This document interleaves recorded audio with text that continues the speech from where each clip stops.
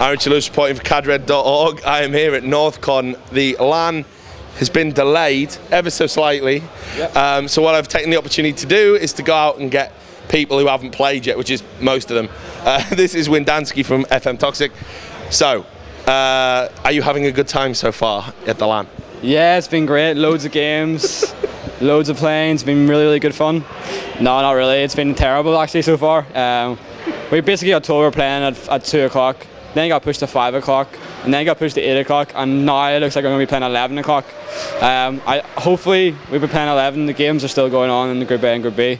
After that though, I think we're playing the games and then hopefully top the group and go back to the hotel. There's also a bit of an issue with the structuring of the groups, because it seems every group plays the game that most people think is going to be the decider first.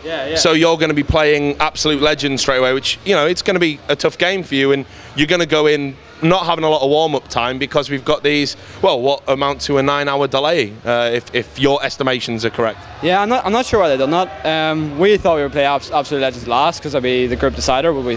Hopefully. Yeah. And then they just bring out Absolute Legends first, and it's really confusing. Obviously, if we win, then that's good for us and momentum. But if we lose, then we have to pick ourselves up and play like 2 weaker teams. But we might not be on our best form. So I'm really confused why they've done that. So I don't know. I'm not sure why.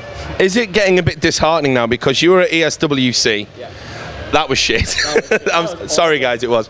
You know, I'm sure you'll have me back next year. But it sucked, and you've been to a few other sucky events. I remember you guys had a bad run at an I series where there was a load of delays there as well. Yeah. Is it getting to the stage where you guys, like, do you ever just think to yourself, like, why the fuck do I bother? Like, because nothing ever goes smooth. Yeah, well, when admins tell us what time we're playing, we actually add an extra 5 hours to it because we know that's not actually going to be the right time. It gets boring. Like, I haven't been to any event that's been running on time. So I don't know, I just don't know. Like, the event now, like 9 hours, there's going to be 65 PCs here, and they can't even get 2 groups running simultaneously, which is a joke. I thought we were all playing around the same time, you know, like 30p LAN, like constantly changing, playing, and it hasn't been like that at all. In terms of other events, I don't think any event will ever learn. It'll always be delays. That's just the way it is. Why though? I mean, right, you're a player, and players are good at some things. Well, usually playing. Usually. The game they're playing. Yeah, usually the game they're playing. But also, like, they do seem to know a little bit about how tournaments should be run. Yeah. And it's always at loggerheads with what's actually happening. So, if you were to give suggestions and feedback to this event, to any event, where do they fuck up? Why does it go wrong? I'm not sure. I think they get like the basics right, and then they just kind of leave it at that. They're like, oh, the PCs are working, and the internet seems to be working, that's fine, but they don't go in depth. Like, I think the port blocking, stuff like that, they don't actually do that. And so when we get on and try and download things like that, we can't do it. Like, for today, we got on the PC for half an hour, tried to download our configs to put it into the config folder, and the internet went down for half an hour. Like, things like that. I don't think they prepare for it to fail. They just expect it to work, and once it's working, they don't really bother with it ever again. So I think they may need like a player, like someone like a player to actually set up the event, like Freecha or something like that, like who literally knows exactly what a player needs and exactly what like an event needs. And I think that's the only kind of way a player has to do it. But then a player doesn't have the money to make a tournament. Yeah, I was going to say a player who doesn't play. So. But I mean, it's a shame really, because I'm ripping on Northcon. They have actually put out some good stuff. I mean, like, opposite to where we're doing these interviews, there is like a nice little player lounge, and it's free food and free drink, and yeah. So it's like, it's a shame that they've concentrated on making you comfortable, but you've got 9 hours of not even playing a game to be comfortable in. Yeah, I mean, the VIP room, I think that's what it's called, it's great, like everything like food and drink is, but that doesn't really, like, you can't sit in the same like room for 9 hours waiting to play. Like, lucky enough for us, we have a hotel literally across the road and a van, so we can literally go to town and go other places. But for some teams, they have to get taxis, and they don't have anyone else to drive them around, and it's actually a joke for some teams. Really, it really is. But apart from that, from the player area, it's great, and they really look after us, and the admins care. Yeah. But it's just run badly, the event. Well, look, let's stop moaning about the event. Let's talk about the team. I'm sure we got things to moan about in there as well, have we, right? Yeah. So last time we saw you, you guys kind of underperformed a little bit. Yeah. But since then, you've gone on and won. I mean, what was a fairly poor I series in terms of the line, but it was still a win. Yeah. And it's obviously good to get that under your belt when you're coming out here. So how are you expecting to do, and how's the team cohesion at the moment? Is everyone feeling good? After SWC, I mean, it was the morale was rock bottom. I mean, arguing in games, like winning rounds, still arguing after the round, things like that. I think a lot of ego, like against each other. Like everyone was kind of. Whose egos? You can tell us, Phil. Wow, Neil's a new guy and big ego in him. Yeah. No, but just everyone thought we were like amazing at the game at the very start, and where everyone had high expectations of the SWC, were like top 4. Yeah. Like so, like it's like I had you picked as dark horses, and I'm like never wrong. We were all like really confident, and then after it started going bad, and after SWC, it was like, well, what went wrong? And then everyone's like, oh, this guy didn't do this and this, and then it was like, you know, people were looking to blame each other, and then. Just before I-Series, we kind of just aired the problems out. We're like, we just need to like all the personal bullshit aside and play as like a team and together and as friends. Like that's what this team's about. Like we built a team over friendship. Obviously Andre is different, but he's now getting part of that third line with him now, and so we thought when we now have that family feel, like I guess not being gay, but no. Do you know what I mean? Not all families are gay, Phil. yeah, you know what I mean though.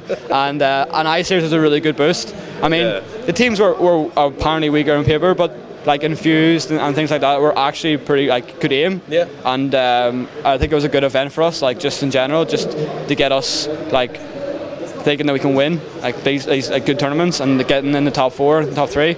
So Northcon's going to be. We're going to be better than SWC. Like one loss is not going to get us down. One round's not going to get us down.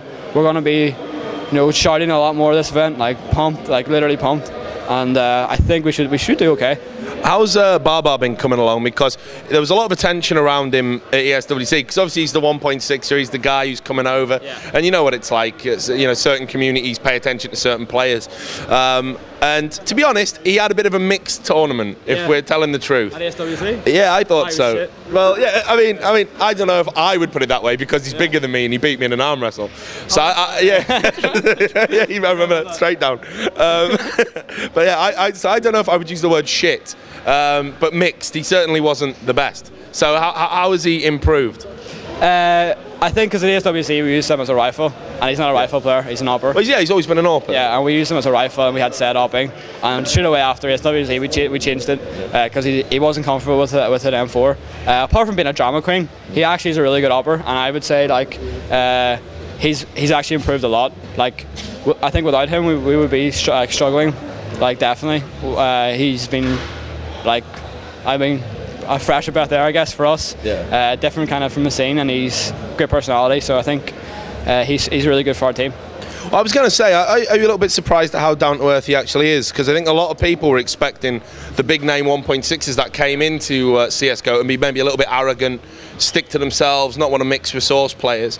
Yet we've seen the most successful team is a blend of the two disciplines, and you know, I mean, that's starting to happen now with Fnatic and other organisations. So are you surprised? I mean, not really. I mean, for us, we were like 1.6er. We didn't really. Like, I didn't really follow it, and neither did a couple other players, and so we just thought he's like, oh, he's just a good 1.6er. And then I think for him, he would be like, oh, these CSS players, who are they? But he didn't have that mindset at all. He just thought it was a fresh, brand new game, fresh start. Didn't take us all for like noobs. Just was like, oh, I'll play a few games here, and he enjoyed playing with us and seeing that we are good. And so that mindset didn't really happen at all, and he just accepted us for like what we are, CSS players at the end of the day. And it was great. So he had no problem fitting in, like in the game side, and personally either, no problems. So what about in terms of what goals you've set yourself for this event? I know I don't want to make you fall into the trap of doing ESWC again, where you're going to say top 4, and we all know what happened there. So where are we expecting to finish here at Northcon, if the tournament does finish? I think that without there's a lot, like about 5 or 6 top teams that aren't here. I mean, on our day, we could beat everyone bar nip, I think. We're giving a big good game on our day, like, I mean, if everything goes our way. Yeah. But I think, like, in terms of talent and how well we can do, I think we could finish definitely top 3. Definitely. Like, if we have a great LAN, top 3. But if we have an okay LAN, like maybe top 5, top 6. And final question. Well, obviously, before I let you do your shout-outs, right? Can anyone beat Nip? And is it going to happen this event? No, not this event. No way. I don't think so. I think ESC look really strong. Yeah, well, they just beat an Nexus. So. Yeah, good on them. Try not to gloat. No, and I think Nexus had an unlucky game against them. So ESC look really good, and they're really pumped. They look like a strong team. So I'm happy to see them like do well, because they had like a lot of criticism on other websites. Yeah. So I'm happy enough for them. All right. Well, I'll let you.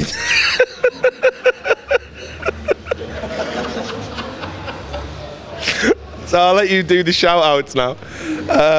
If you want to shout out to where you got those nice-looking pretzels from as well. I have no idea.